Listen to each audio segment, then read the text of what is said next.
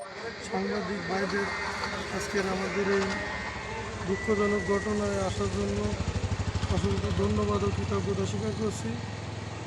আমি রামপাল উপজেলা ছাত্র দলের সাবেক সিনিয়র যুগ্ম আহ্বায়ক, সাবেক ভারপ্রাপ্ত আহ্বায়ক মোহাম্মদ ইব্রাহিম শেখ।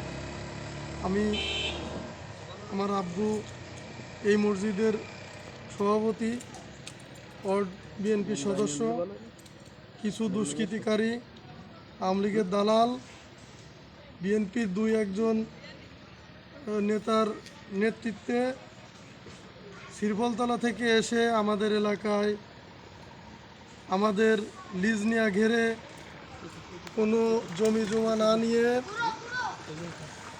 অবৈধভাবে দখলদারির জন্য এসে আমার আব্বুকে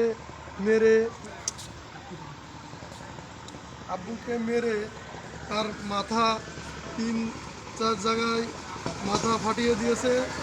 আর যারা ঠেকাতে গেছিল তাদের মাথা কেটেছে এবং একজনের ঠেঙে আঘাত লেগেছে রডের বাড়ির। আমি এর বিচার চাই। আমি এর সুষ্ঠু তদন্ত করে আমি এই সরকারের কাছে বাংলাদেশের আইনে এনাদের বিচার হোক, এই দাবিতে আজকের আমাদের এই মানববন্ধন। আচ্ছা, কবে কে কি কারণে মারলো সেটা একটু বলেন। এটা আধিপত্য বিস্তারের কারণে ঘের আমাদের লিজ নেওয়া, তাদের কোনো ঘের জমি নেওয়া ছিল না। সুজিত বাবুর ছেলে সুবীর বাবু, তার রেকর্ডিং আমাদের কাছে আছে। তারা ঘের তাদের দেয় নাই, তারপরেও তারা জবরদখল করে ঘের